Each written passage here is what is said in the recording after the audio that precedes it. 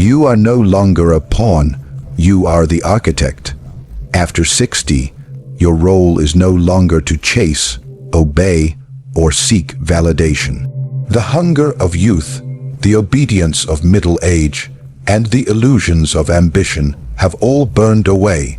What remains is vision, clarity, and the authority to impose meaning.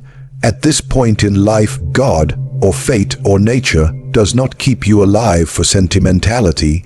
You are kept alive because your mind has ripened into something dangerous, something precise. You've seen the cycles of betrayal, loyalty, rise, and fall. You know what men want, what they fear, and what they hide. The naive think age softens the soul, but in truth, age is the final sharpening of the blade. A pawn exists to absorb the violence of the game, to test the terrain, to bleed for causes it does not understand. You've done this already. You've fought wars not yours, worked for masters you no longer respect, and endured betrayals from those you once fed. And yet you are still standing. That fact alone places you above 90% of those you once stood beside. But here is the truth no one dares to say. If you are still here, it means you are not done building. Your role is no longer to carry the bricks. It is to design the fortress. Others chase approval, applause, relevance. You, however, are kept alive to create systems that last beyond applause, to pass down strategies, not feelings. The young may have strength, but you have leverage. They move fast, you move deliberately. They scream, you whisper the order. You are the unseen hand behind the visible throne. Power now rests not in the flash of action, but in the discipline of restraint. A man over 60 who still breathes and thinks clearly is not just a man, he is a weapon forged by decades of trials. You are no longer competing, you are commanding. The real battlefield is not in boardrooms or streets. It is in minds, your words, your presence, your silence. They now carry weight that youth cannot mimic, no matter how loud they shout or how fast they run. But power unused decays. If you don't see yourself as an architect, the world will force you back into the role of a pawn. It will mock your wisdom as irrelevance, frame your experience as stubbornness, and tempt you into silence through the worship of youth. You must reject this with calculated defiance. You didn't survive 6 decades to become invisible. You are kept here to shape things, to teach harsh truths masked as wisdom, to influence without asking permission. The world is hungry for order, and you are one of the few still capable of imposing it. Your value is not in your comfort. It is in your ability to endure discomfort, to control outcomes, to direct energy where others only react. You are the blueprint now. Others may carry tools, but you design the plan. Age is the final weapon of a mastermind. While the young charge forward with speed and noise, the seasoned man moves with silence and certainty. The world celebrates youth because it is easy to control, driven by emotion, eager to prove, and blind to consequence. But the man past 60, the one who has seen betrayal wear many faces, the one who no longer confuses noise with value, he is feared, not loved. And that is exactly why he survives. He knows that power is not in motion, but in mastery. He no longer plays every hand. He waits for others to reveal their weaknesses, then strikes once with precision. The young think power comes from endless energy. They burn their time like fuel, assuming it is infinite. But the old know better. A man past 60 does not waste his breath arguing with fools. He lets them talk. He listens, he calculates, because age teaches you that dominance is not about volume, but about control. When you walk into a room and say nothing, yet everyone looks to you for a decision, that is real power. And it is earned only by surviving time, not by impressing it. You've bled, you've lost, and yet you're still standing. That makes you dangerous. Every scar, every betrayal, every mistake has become armor. Where the young still dream of clean victories, you understand that the only true victories are dirty, complex, and cold. You are not guided by hope, you are guided by evidence, and the evidence says that emotion is a liability, loyalty is rare, and most people will sell their principles for comfort. You didn't just read this truth, you lived it. That is why your counsel, your silence, and your decisions carry weight. Not because of your age, but because of your experience with pain, survival, and strategy. The world pretends to respect age, but secretly fears what it cannot control. A man who no longer needs validation, who no longer seeks approval, becomes immune to manipulation. You are no longer in the market for illusions. You see the patterns, you know the game, and more importantly, you know the cost of every move. While others are still trying to be liked, you are focused on being effective. Youth wants attention. You want results. Youth reacts. You anticipate. Youth hopes. You plan. A mind that has been tested by time becomes lethal. You speak less because you know more. You trust less because you've seen more. And when you move with the certainty of someone who has nothing left to prove, but everything left to control.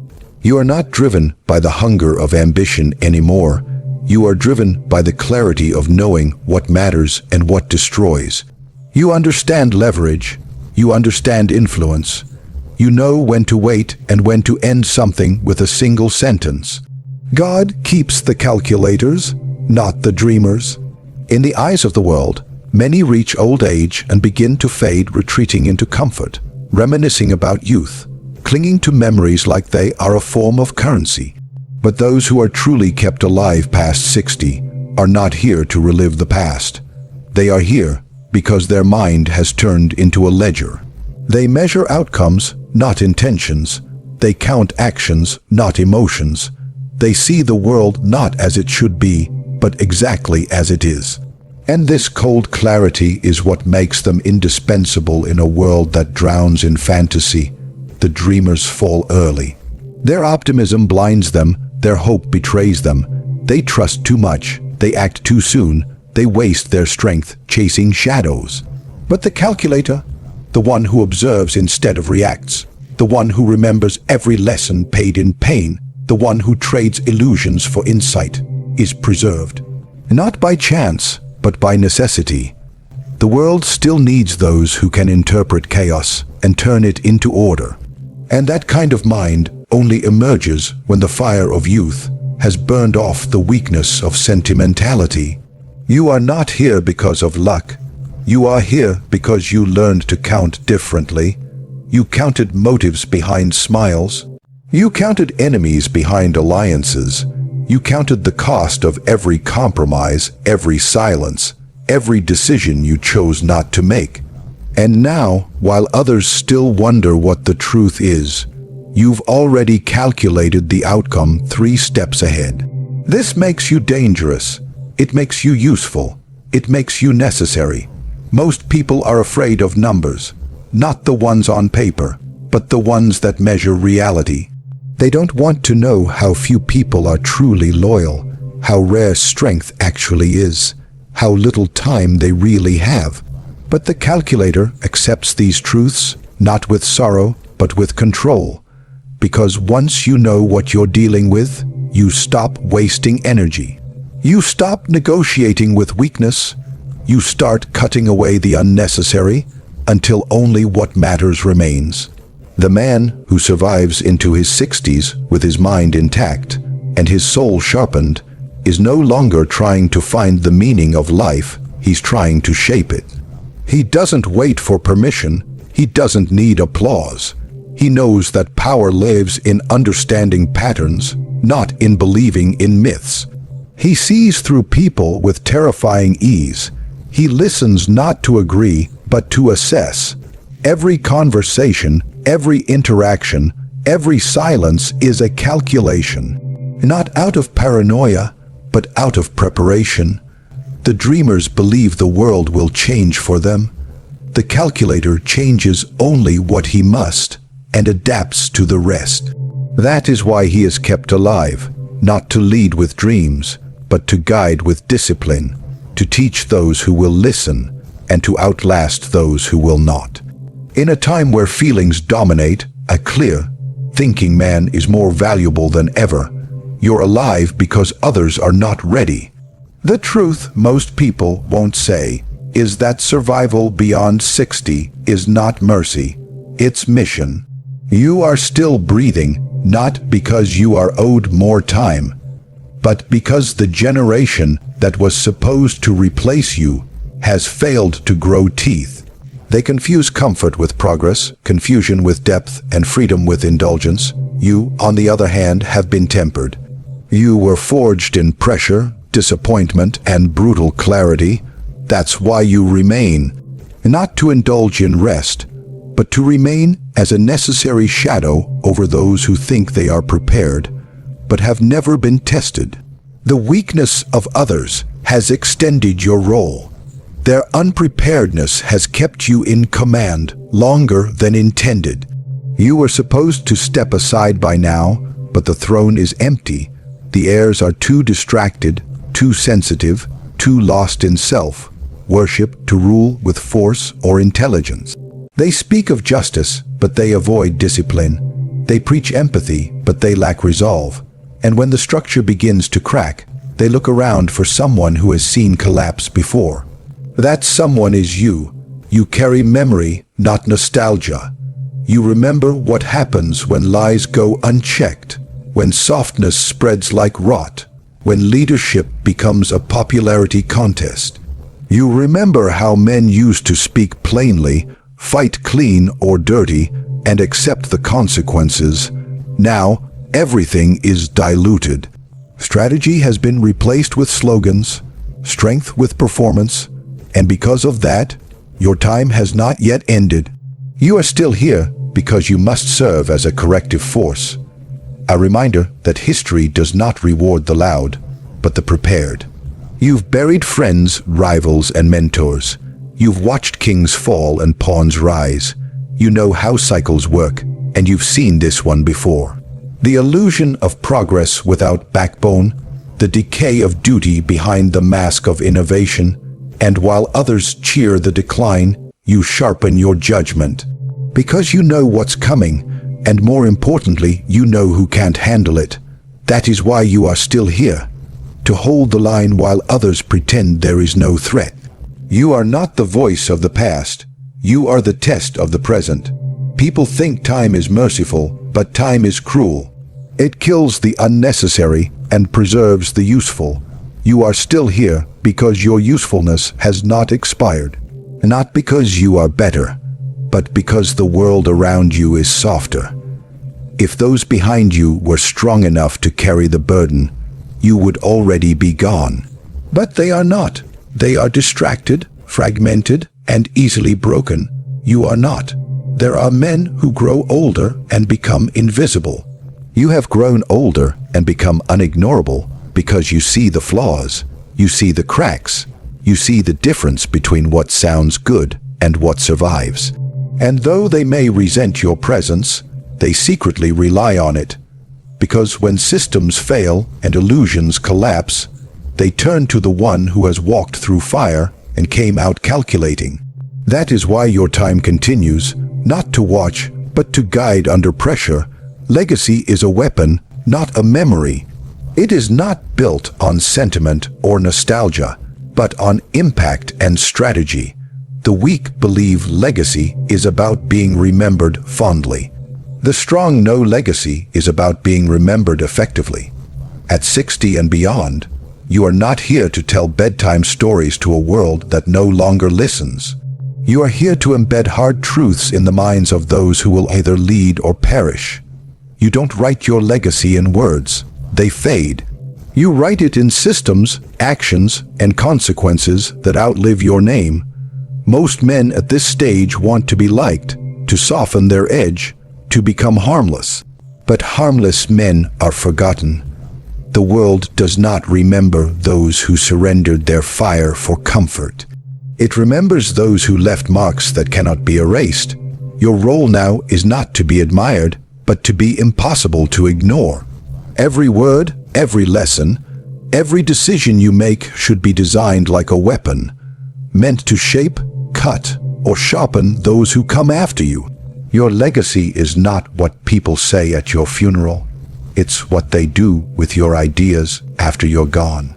You have lived long enough to see what happens when power is not passed down properly. Weak hands inherit strong tools and break them. The ignorant are entrusted with influence and abuse it. If you do not forge the minds of those beneath you, they will be forged by chaos. You've already seen this. You've seen organizations collapse, families fracture, and empires rot because those in power failed to train those below. Legacy is not about inheritance. It's about conditioning the next generation to be sharper, colder, and more resilient than you were. You are alive not to bask in what you've done, but to ensure the chain continues. The next link must be stronger, not softer. You've bled to learn what works. Now that knowledge must be weaponized, not romanticized. Tell them the truth. They don't need inspiration. They need instruction. They don't need comfort. They need clarity. They don't need your praise. They need your pressure. Legacy built on kindness alone is devoured by time. Legacy built on discipline becomes immortal. The world will tell you to relax, to enjoy your twilight. But twilight is for men who spent their lives chasing comfort. You've spent yours earning understanding. That understanding must now become doctrine. Give them laws, not love. Give them expectations, not excuses. Shape them through force, not flattery. Because if you don't do it, someone weaker will. And weakness passed down becomes disaster multiplied. You must teach them how to think under pressure, how to act without emotion, how to win when it's ugly. That is legacy. What you leave behind must be able to fight without you. That means you must transfer your discipline, your ruthlessness, your strategic patience. Not to make them like you, but to make them better. Legacy is not a statue or a plaque. It's a system of survival encoded in minds you've trained. It's not about memory. It's about endurance. You are not alive by accident. After 60, every breath you take is a command from nature, from fate, from something greater than sentimentality. You are still here because the world is still broken, still confused, still in need of men who see clearly and move without apology. You are no longer the student, nor the soldier. You are the strategist, the architect, the final wall between collapse and order. While others chase pleasure or fade into comfort, you are called to dominate the final phase with wisdom sharpened by suffering. You are here to lead without asking, to correct without hesitation, to leave behind not a story but a standard. Because in this life, God does not keep the soft alive to decorate history. He keeps the dangerous alive to shape it.